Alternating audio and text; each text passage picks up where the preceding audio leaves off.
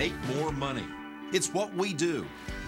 Insperity, inspiring business performance. All right, it is the first day of spring, and you think the economy is springing back? Well, stocks are up, housing prices are up, unemployment is down, but a couple of thorns in this otherwise rosy news. FedEx's quarterly profit diving by a third. Now it's warning this year could be dicey. Next year may be dicier. Restaurants are seeing their worst sales in 3 years. To market watcher Frances Newton on whether you should be worrying. She's back along with John Kapitek and Richard Benjamin. So you're looking at this, Frances, and starting to get worried.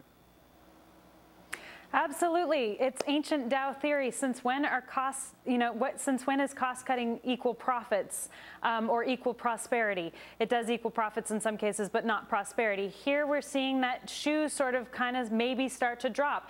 Dow theory covers two components. It covers the loss in production and also the consumer side of it. If companies are choosing freight over express airmail, why are they doing that? What's the incentive behind that? And again, the Dow transports are showing that there's some international weakness. So it's sort of like a matter of time. We have fiscal issues, and now we're starting to see some weakness in the Dow theory. Keep watching, but it's not a good sign. John, I hear from a lot of viewers who might favor other news networks or who will say, well, you guys are always, crapping on the party and saying horrible stuff about what's going on, and the market's doing fine, the economy otherwise is doing fine. But your worry is still a persistent one, and that this might be built on a house of cards, and certainly a lot of buying by the Federal Reserve to artificially keep things like this, right? Absolutely. We talk about FedEx here, Neil. It should actually be fed up. It's more like fed up. I think Americans, small business owners are just frankly fed up, and they're scared. There's a wall of uncertainty. Obamacare, new taxes. California is now here, the highest taxed state in the nation.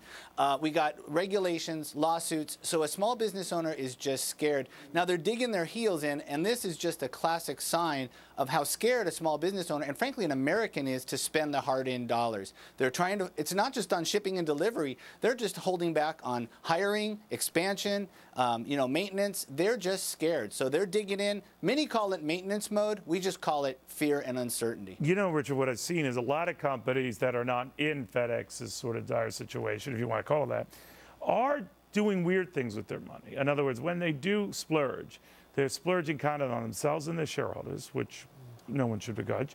The shareholders get either higher dividend in the case of Apple, or Dell takes itself private, or Comcast buys out the rest of NBC from GE. But they're not expanding into new markets or more plants, more equipment. It's like a judicious, what I call defensive use of cash, and that worries me. We do see that, and we see a lot of corporate buybacks in terms of stock, and we see all these things that you're mentioning. And people are uncertain, and they're not uncertain because of Obamacare. I hate to break it to your guests. They're uncertain because of the shenanigans. They are. No, the shenanigans in Washington. Well, he's part of that. He's part of that. By a 20-point margin, Americans are blaming the uncertainty on Republicans in Congress. Then why are the president's approval numbers down 8 points? They're not as far down as Congress is. I understand, but listen, they're down. Now, I'm not here to defend the Republicans in Congress. I think they've been awful on a lot of these issues. But the fact of the matter is it takes two to tango, and both have gotten us in this tangle.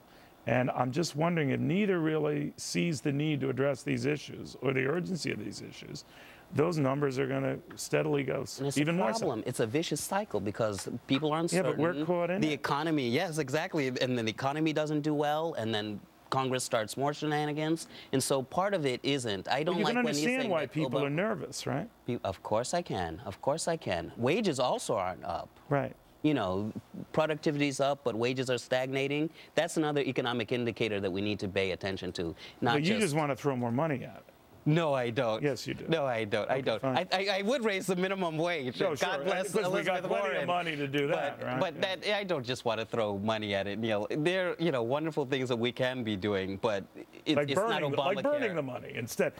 Francis, here's what worries me from the market perspective is, and maybe Cyprus tipped us off, that there are still problems out there. FedEx hinting at that out there.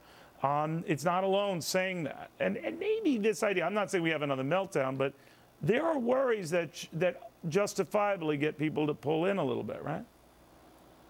Oh, I couldn't agree more, Neil. And I think, you know, the markets have just sort of become numb and apathetic to these international concerns, and I don't know that apathy is prosperity either.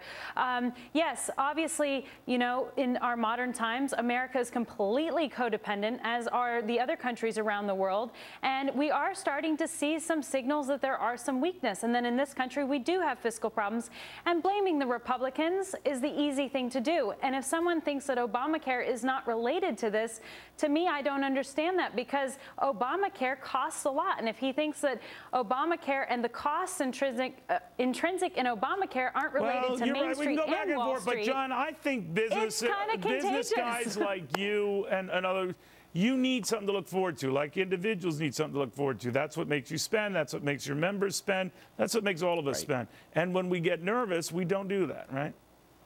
Right. We just dig the heels in, as I said.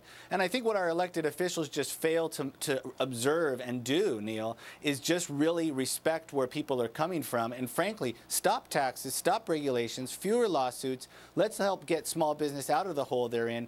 And it's just a classic example of how very little most of our elected officials understand how a small business is run in America. And that's just too bad. We will watch it very closely. I want to thank you all for your help today. We'll keep a very close eye on all these developments and the president's trip and whether this economy is slipping up. Tomorrow, a look at numbers you don't really quite see all the time that might beg that issue. Hello, everybody. I'm Jerry Willis. Tonight on the Willis Report. A cyber attack paralyzes banks and media companies in South Korea. Who's behind it, and could it happen here? Also, putting the brakes on high-frequency traders. Are they breaking the law and stealing your money? And a new policy from one of the country's biggest companies. Tell us your weight and body fat or face a fine. The Willis Report is on the case.